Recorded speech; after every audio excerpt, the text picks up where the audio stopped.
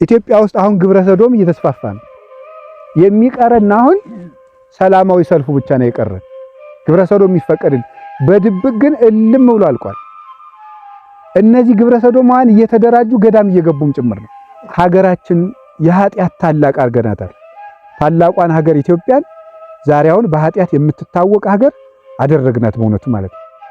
አዲስ አበባማ ቁጥር ስፍር የለውን ያለውን ግብረ ሰዶማውያን እግዚአብሔርን ሲበድሉ ምን ይገኛሉ? ጣዖትን አምልከዋል። አስታሮት የሚባል የነነዌ አምላክ ጣዖቱ አስታሮት ይባላል። 120 ሺህ ሰው በሙሉ ተጨልጦ ተገርኝቶ ጣዖት ማምለኩ ነው። መስዋዕት ማቋረጫቸው ነው። የፈጠራቸውን እግዚአብሔር መርሳታቸው ነው። ራሳቸውን ሲበድሉ በዝሙት ጸንተው የሚኖሩ ነበሩ። ከላይ እስከታች ድረስ ባል ያላቸውም ሚስት ያላቸውም የሌላቸውም ሁሉም አንድ ሆነው አመንዝራዎች ነበሩ። ይሄ ራስን መበደል ነው። ራሳቸውን የበደሉት በዚህ ነው። ባልንጀራቸውን ሲበድሉ ደግሞ በዘመኑ የነበሩ ነገስታት ማርከው የሚያመጧቸውን ሰዎች ምን ያደርጓቸዋል መሰላችሁ? ቆዳቸውን ገፈው ከከተማይቱ አጥር ላይ ይለብጡት ነበረ። ሰው እንዲፈራቸው ማለት ነው። የነነዌ ነገስታት በዛ የነበሩት የአሦር ነገስታት ማርከው ያመጡትን ሰው ቆዳውን ይገፉና ከከተማይቱ አጥር ያደርጉታል። ጭንቅላቱን ቆርጠው በከተማይቱ አጥር በዳሩ ላይ ያንጠለጥሉታል። ሰዎችን ዘቅዝቀው ይሰቅላሉ። በከተማው ደግሞ አጥፍተዋል ተብለው የሚታሰቡ ሰዎች ካሉ አንድ እጃቸውን ይቆርጡና በአንድ እጃቸው ቆራጣውን እጅ ተሸክመው በከተማው መሃል እንዲያልፉ ይደረጋል። አይናቸውን አውጥተው በዚህኛው እንዲይዙት አንድ እግራቸውን ቆርጠው በእጃቸው የቆራጣውን እግር ተሸክመው በአንድ እግራቸው እያነከሱ እንዲሄዱ ይደረግ ነበር። ይሄ ነው የደም ሀገር ነነዌ የተባለች ግፍ ያልቀረባት ነነዌ። ከግፍ ወገን አንድም እንኳን ሳያስቀሩ የሰሩ ማለት ነው። በደሃ ደም ከተማ የሚገነቡ እስኪ በአየር ላይ የተንጠለጠለ እንግዲህ ሰው እዚህ ላይ ከመሬት ላይ ቤት ይሰራል። ከባህር ላይም እየተሰራ ነው አሁን። እነሱ ግን ከዚህ አልፈው አየር ላይ የተንጠለጠለ ቤት ብረቱን አሸጋግረው ከወዲያ ማዶና ከወዲያ ማዶ ብረቱ በጠንካራ ብረቶች ደግሞ ተጠልፎ ወርዶ ሰንሰለት በሰንሰለት ብረት ይዋቀርና ደግሞ ከላይ አግዳሚ ብረት አጋድመው እዚያ ላይ ደግሞ ትልልቅ ብረቶችን ደግሞ ጠልፈው ከትልልቅ ሰንሰለቶች ደግሞ የብረት መሸጋገሪያዎች ተጠልፈው በዚያ ላይ ደግሞ አፈር ተደልድሎ እዚያ ላይ ከተማ እስከ መስራት ያስቡ ነበር። ይሄን የሚያደርጉ ግን ደሃ እየቀሙ አረጋውያንን እየቀሙ የድሆችን ቤት እያፈረሱ ቤታቸውን እያፈረሱ እየወሰዱ ከብቶቻቸውን እየነዱ እየጨመሩ ባል የሌላትን እያስለቀሱ አሳዳጊ የሌላቸውን እየገፉ የሰራተኛ ደሞዝ እየቀሙ ሰዎችን በግፍ ወዛቸውን እያንጠፈጠፉ የሚሰሩ ነበሩ።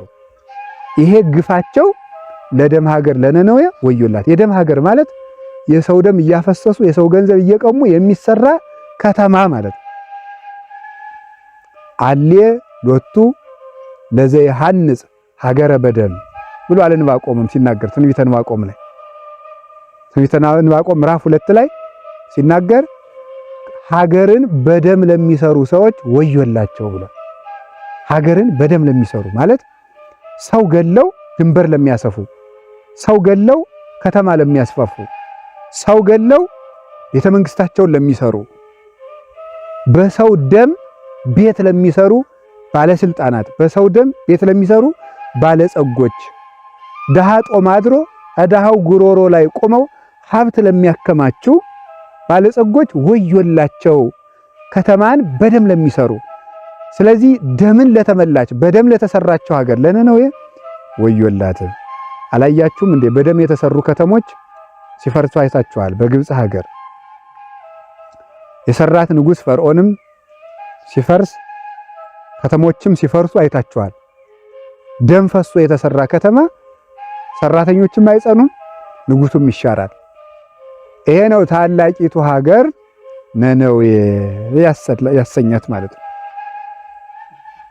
ሶስተኛውን ኋላ እናመጣዋለን። አሁን በእኛ ሀገር ይሄ የለም አለ ስታዩት አለ። ራሳችን አልበደልንም፣ በድለናል። በድለናል። ራሳችን በድለን ማለት ከራስ ጠጉራችን እስከ እግር ጥፍራችን በኃጢአት አርክሰን አጎስቁለነዋል በእውነቱ ማለት ነው። ህሊናችን በምኞት፣ አንደበታችን በሐሰት፣ ሰውነታችን ደግሞ በክፋት በተግባር የረከሰ ነው። ያ ራሳችንን በድለናል። ይሄንን ነው ንስሐ መግባት የሚባለው። ይሄንን ማወቅ ነው። ራሴን የበደልኩት ሰው ለመንግስተ ሰማያት የማይጠቅመውን ስራ የሚሰራ ሰው ራሱን የሚበድል ሰው ይባላል። ባይጾም የሚበድለው ፈጣሪውን አይደለም፣ ራሱን ነው የሚጎዳው። ባይሰግድ ራሱን ነው የሚጎዳው። ሰውነቱን ቢያረክስ ራሱን ይጎዳል። ስለዚህ ራሳችንን በድለናል። ስታዩት አሁን የሚገርማችሁ እኮ ነው ኢትዮጵያ ውስጥ አሁን ግብረ ሰዶም እየተስፋፋ ነው። የሚቀረን አሁን ሰላማዊ ሰልፉ ብቻ ነው የቀረን። ግብረ ሰዶም ይፈቀድል፣ በድብቅ ግን እልም ብሎ አልቋል። እነዚህ ግብረ ሰዶማውያን እየተደራጁ ገዳም እየገቡም ጭምር ነው። መናኝ እየመሰሉ እየገቡ ከገዳም እያስፈቀዱ እየገቡ ነው። ገዳማትን ለመበከል ማለት ነው። መጠንቀቅ አለብን። ራስን መበደል የሚባለው ይሄ ነው። እንግዲህ አሁን ሰምታችኋል። አንድ ከተማ እዚሁ ግብረ ሰዶማውያን ተደራጅተው አሁን በዚህ መቼ ነው የነበረው? በታይሳስ ነው። በዚህ በቅርብ ማለት በታይሳስ ተክለ ሃይማኖት አካባቢ ማለት ነው። አሁን በዚሁ እኛ ባለንበት በቅርብ ተደራጅተው መነኩሴ መስሎ ቆብ አድርጎ ግን ግብረ ሰዶማዊ ሆኖ ዲያቆናቱን ብር ከፍላችኋለሁ ግብረ ሰዶማውያን ሁኑ እያለ ተገኝቷል። አሁን በቅርብ ማለት እንዳይያዝ ደግሞ አሽወልከው አጠፉት። ይያዝ ለምን የፈጸምባቸው ሰዎች በከተማውም ወደ 500 አባል አለን ብለዋል። እዚሁ እኮ ዙሪያ ነው፣ በዚሁ ቅርብ ነው። አሁን ይሄ ነው እንግዲህ ግብረ ሰዶማዊ ተስፋፋ። ሰው ኃጢአት አልበቃዋል በፍጹም። ብዙ የሚያሳፍር ነገር አለ። እግዚአብሔር ችሎን ነው እንጂ ስንቱ ይነገራል። እና ይሄ ሁሉ ነገር ሀገራችን የኃጢአት ታላቅ አድርገናታል። ታላቋን ሀገር ኢትዮጵያን ዛሬ አሁን በኃጢአት የምትታወቅ ሀገር አደረግናት በእውነቱ ማለት ነው። አዲስ አበባማ ቁጥር ስፍር የለውን ያለውን ግብረ ሰዶማዊ በባህር ዳር፣ በአዲስ አበባ፣ በላሊበላ፣ በመቀሌ፣ በጎንደር ቱሪስት በሚዳረስባቸው ከተሞች ሁሉ ፈረንጆቹ የግብረ ሰዶም ስልጠና እየሰጡ ነው የሚሄዱት፣ እየከፈሉ እያለማመዱ ማለት ነው። አሁን ሀገራችን በቃ ግፍ ሞልቶ ፈሷል። ዘፈን ቤቶቹ፣ ጭፈራ ቤቶቹ በሙሉ ኢትዮጵያ ውስጥ ራቁት የሚዘፈንበት ሀገር አይደለችም። ኢትዮጵያ በራቁት የሚዘፈንበት፣ ሴቶቹ ራቁታቸው ሆነው በወንዶች ፊት የሚዘፍኑበት ከተማ። ይሄ ሁሉ ግፍ እንግዲህ እየተፈጸመ ነው። ባል ከሚስቱ ውጭ የሚሰራው አንድ ሴት አልበቃ ብሎ ሚስት አሁን ሰሞኑን በዓለምማ መቼ ተነግሷል ሰምታችኋል አይደል? አሁን በቅርብ መቼ ነው አላውቅም፣ ፌብራሪ 16 ይመስለኛል፣ የካቲት 16 በፈረንጆቹ የግሪክ ከተማ በጣም ያሳዝናል።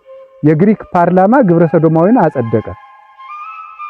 የግብጽ ኦርቶዶክስ ቤተክርስቲያን ሰላማዊ ሰልፍ አደረገች፣ አልተሰማችም።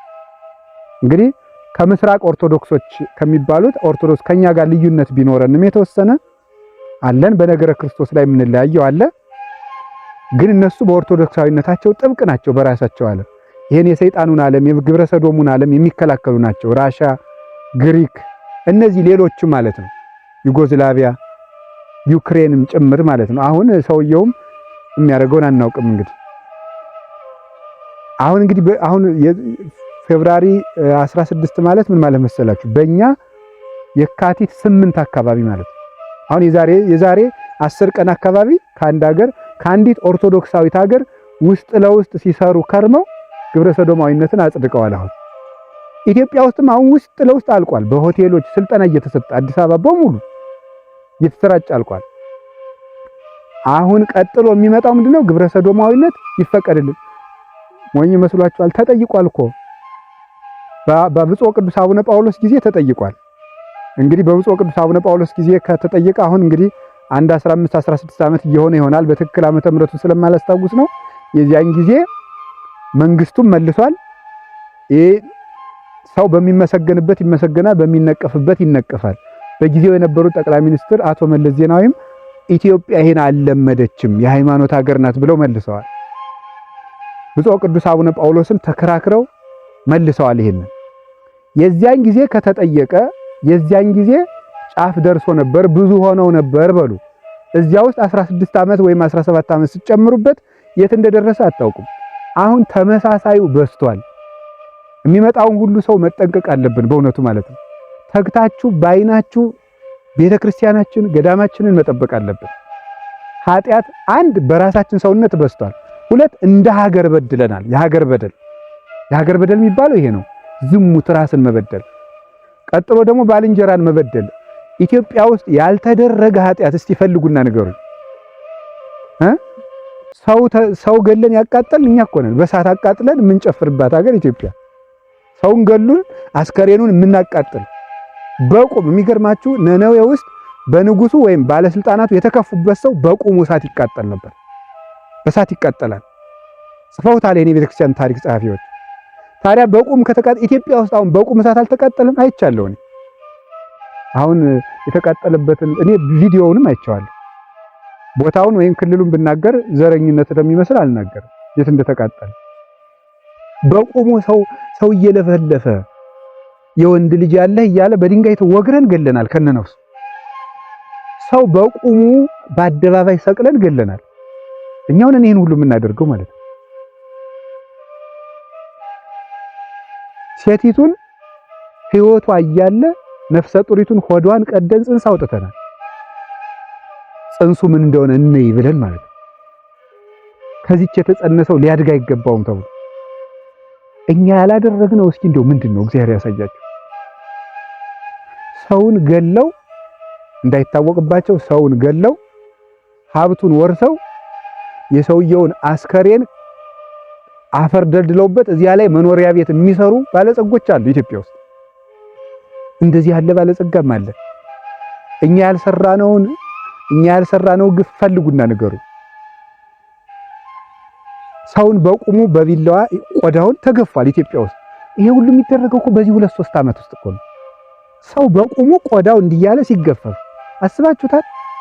ሰው እኮ በቁማችሁ በመርፌ ቢወጋችሁ እንዴት እንደሚያም በቁሙ የሰው ልጅ ቆዳው ተገፏል። አይኑ በህይወት እያለ የሰው ልጅ አይኑ ወጥቷል ኢትዮጵያ ውስጥ። እንግዲህ ይኸውልህ በብልት ቀስቀስ እየተደረገ አካሉ ተቆራርጧል። ይሄ ሁሉ ኢትዮጵያ ውስጥ ነው የሚደረገው። አሁን ኢትዮጵያ ታላቅ ናት። ታላቂቱ ሀገር ኢትዮጵያ የኃጢአት ታላቅ አረግ ናት። ነነዌ ታላቁ ሀገር የተባለች ይሄው ነው። እንግዲህ ከቃሉ ጋር ናችሁ። እግዚአብሔር ከሁላችን ጋር ይሁን። ሰው ባላወቀ ወስኖ ሶማሊያ፣ ወስኖ ኦሮሞ፣ ወስኖ ትግሬ፣ ወስኖ አማራ የሆነ ይመስል በተወለደበት በዘሩ ምክንያት የሰው ልጅ ይገደላል። እሱ እኮ ፈልጎ አልሆነም፣ ተወልዶ ነው። እግዚአብሔር ነው ከዚያ ዘር እንዲወለድ ያደረገው። እንዴት ነው ይሄን ሁሉ ግፍ እየተሰራ እግዚአብሔርስ ምሕረት የሚያደርግልን? መልሰን ደግሞ ፍቅር የምንሰብከው እኛ ነን። ደግሞ መድኃኒዓለም ስንቱን ይችላል እኮ ፍቅርም የምንናገር እኛው ነን። የምንባላ መሳቂያ የሆነውም እኛው ነን። ተባልተን ያለቅን። እንግዲህ የቀረን የሰው ስጋ መብላት ነው። አህያማ ተበላ አይደል? በአዲስ አበባ ባለፈው አልተበላም። ዘንድሮ እኮ ነው የተበላ የአህያ ስጋ። ይሄ ተበላ ባለፈው ማለት ያየንበት ቀን ነው እንጂ ሲበላ ይኖርበት ብዙ ጊዜ ነው። አህያ በላ የኢትዮጵያ ሰው ማለት ነው። የሰው ስጋም ተበልቷል አይደለም? አሁን የሰው ስጋ ተበልቷል ኢትዮጵያ ውስጥ። እውነታችሁን ነው። ይሄም የሆነ በዚህ 3-4 ዓመት ውስጥ ነው። እንግዲህ ሰው ከበላን ምንድነው የሚቀረን? እንደው እግዚአብሔር ያሳያችሁ። ሰው ከበላን የቀረን ምንድነው? ገንዘቡን መብላት ይሁን። ድሃ ጦም እያደረ ነው። አራሲቱ ከተኛችበት ቤት መተኛት አልቋ እየተሰደደች ነው። በ10 ቀኗ ደም እያፈሰሰች። ይሄ ሁሉ ግፍ የሚደረገው ኢትዮጵያ ውስጥ ነው። እንግዲህ በዚህ ልንደነግጥ ይገባል። ሰውዬው ያለውን ሰምታችኋል አይደል? እግሩን መቶ ጅብ ቆርጠም አረገው። ያኛው ጀግናው ዘራፍ አለ። አንተ እንዳታስፈጀኝ ዝም በል የኔ እግር ነው ትረኛ ዝም ብለህ አለ። እግሩን ሲበላው ከራሱ እንደሚደርስ ረስቶታል። ይሄ ነገር ሰው ገሌ ሰው በላ ከተባለ ነገኛን እንደማይበላን ምን ማረጋገጫ አለን? እና እንግዲህ ይሄ ሁሉ ግፍ በውሸት መካሰሱ፣ ስም ማጥፋቱ፣ ልንገለው ያሰብነውን ልናጠፋው ያሰብነውን ሰው አስቀድመን ስም እናወጣለታለን። እኛ ያላረግነው ኢትዮጵያ ውስጥ ምን አለ? እንዴ ኢትዮጵያ ደጊቱ ሀገር እንላለን። ፓትርያርካችን አንቀን የገደልን እኛ እኮ ነን። ብፁዕ ቅዱስ አቡነ ቴዎፍሎስን አንቀን የገደልን እና አቡነ ባስልዮስን ያጠፋን ንጉሳችን አንቀን የገደልን አዋቂ ሰዎች እንዳይታዘቡን በ66 ዓመተ ምህረት 60 የተማሩ የኢትዮጵያ ሚኒስትሮችን በቁማቸው የረሸን እኛው እኮ ነን። በቁሙ የሰው ልጅ በፔንሳ ጥፍሩ የሚወልቅበት ሀገር ኢትዮጵያ እኮ ነው። ጥፍሩን አንድ ሰው በፔንሳ እየወለቀ ጥርሱ በፔንሳ በግዱ እየወለቀ ይሄ ሁሉ የሚደረገው ኢትዮጵያ ውስጥ ነው፣ የትም አይደለም። ሰዎች ከጉድጓድ ተጥለው ጉንዳን የሚበላቸው ሀገር ኢትዮጵያ ነው በቁማቸው። እንግዲህ ይሄ ሁሉ ግፍ ተደረገ። ይሄ በባልንጀራ ላይ የተደረገው ነው። መካሰስ፣ ውሸቱ አስቀድመው ይገደሉ የታሰቡ ሰዎች ቀድሞ ስም ይወጣላቸዋል። ስም ከወጣላቸው የሌላቸውን ስም ወይ የውሸት እንዲህ አድርገዋል የሚል ስማቸው ከተጠፋ በኋላ በሳምንቱ ይገደላሉ። ካልሆነም ደግሞ የት እንደሚወሰዱ አይታወቅም። መጀመሪያ ስም ነው የሚወጣላቸው። ይሄ ሁሉ ውሸት እውነት እግዚአብሔር አይገልጥም። በዚህ ሰማይ እግዚአብሔር የለም። ለኃያላኑት ቢሆን የጉልበታቸውን ማብቂያ አያመጣም ይሆን? ያመጣል። ሁሉንም የገንዘብን ባህርም ከፍሎ ያውቃል፣ የስልጣንን ባህርም ከፍሎ ያውቃል። እግዚአብሔር ሁሉን ይችላል። ኃያላኑን አድቋል። እንኳን የዚህ ዘመን ውሽክሽክ ዘመን የድሮዎቹ ኃያላንም ቢሆን ትቢያ ወርሷቸዋል። አንዱ በደል ይሄ ነው። እግዚአብሔርን መበደል። እስቲ እግዚአብሔርን መበደል ደግሞ በሉ። አዎ እግዚአብሔርን መበደል ይሄ ባልንጀራን መበደል ነው። ባልንጀራን መበደል አሁን ይሄን ስለሚገደለው ነው። እኛ ሐሳቢውን ኃይለኛ ጦረኞች አይደለን እንዴ? ምላሳችን እኮ ከተሳለ ሾተል እኮ ይበልጣል። እንዲያውም እንገራችሁ ጦር ከወጋው ሰው ነገር የወጋው ሰው ይብሳል። ይኸው ጦሩን እኮ ዛሬ ቢወጋው ተተኩሱና ምንትሉና ታስለቁታላችሁ። ነገር እኮ ቤት ዶንም ይወጋል። ሲጸልዩ ይወጋል፣ እያስቀደሱ ይወጋል። ሰውን አቁስለን ረፍት የነሳ ነው ደስ እንዳይለው